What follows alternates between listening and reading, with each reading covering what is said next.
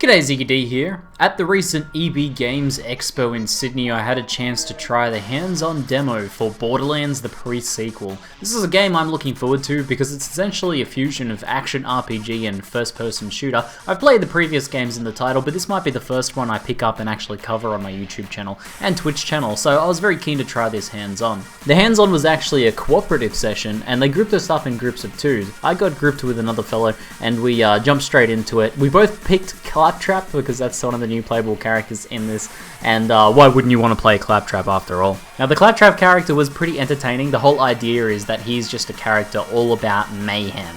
Essentially, his special ability scans the area and then gives you some form of ability or bonus based on the situation you're in, or with maybe some randomization. But all sorts of crazy things would happen, including disco balls that shoot crazy lights everywhere. So it was very entertaining, and poking things with little Claptrap hands to kill them is probably one of the most hilarious things I've ever seen in Borderlands. As for the actual gameplay, Borderlands pre-sequel is actually set on the moon and in low gravity. So this really changes up the feeling of Borderlands. In the past, Borderlands has felt like kind of a slower paced, although it's got over the top action and art style, it's always felt like a slower moving, slower paced sort of first person shooter, except for when you like flooring it around on vehicles. Well, in this, the actual just moving around and general combat feels really fluid and open and fast, because essentially when you jump, you fly off the face of the moon, and you can even sort of double jump boost even further, and sometimes there's even situations where your guns will give you recoil and fly you back through, and you just move a lot faster in general, and this really changes the gameplay. So if you're a big fan of the Borderlands series but are kind of getting tired of the formula, then this actual gameplay change will probably make a big difference for you.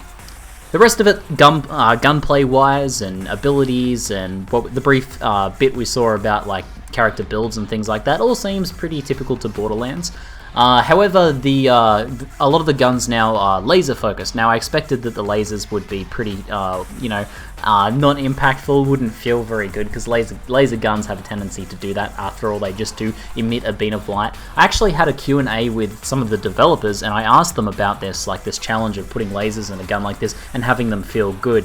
And they essentially said that they're okay with making lasers non-realistic in the sense that they're not just having thing that emits a beam of light, but actually making it feel awesome and having things that fire uncontrollable Ghostbusters style beams or like railgun style pulses of light. So, and I definitely got the sense of that in my brief hands-on with the actual game. During that Q&A, I also asked the developers about any changes to the loot system, which I'll cut to a clip of now. Have there been any other changes or improvements to the loot system since the previous games? You know, we've done a lot to add, and expand the types of unique items that you get, special one-offs, legendary items, and we've gone kind of crazy with what some of those weapons can do. So there are a lot more diverse effects.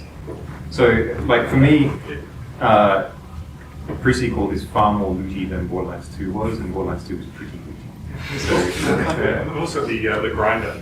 So now if you have a bunch of loot that you're not finding that useful or something like that, you've got another option other than just selling it.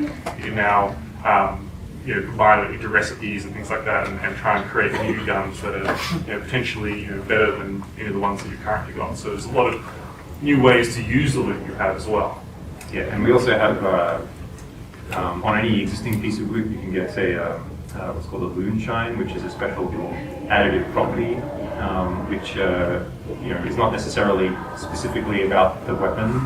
It could be affecting your shields or your oxygen supply or things like that. And those are sort of rare things that you can seek out through special chests and through using the grinder. So there's a bunch of new ways to sort of actively pursue the better, the higher grades of loot, other than just like seeking out bosses. Overall, I have to say I was really impressed with this. This is one of my top 3 from the entire expo for sure. The gameplay just felt really fun. Like it's always been a pretty fun co-op game, but that extra fluidity and the low grav, I don't know how I'll go back to a normal Borderlands after playing that, even just for 10 minutes. So I'm actually really excited for this game, and I'll most definitely be picking it up. I don't think there's anything that could really happen to convince me otherwise. So hopefully you guys enjoyed my little first impressions here and based on my hands-on. If you have any questions you want to ask about my experiences, then feel free to in the comments below, and I'll try and draw from my memory what I can remember. Anyway, that's it for now. I'm ZiggyD, and thanks for watching.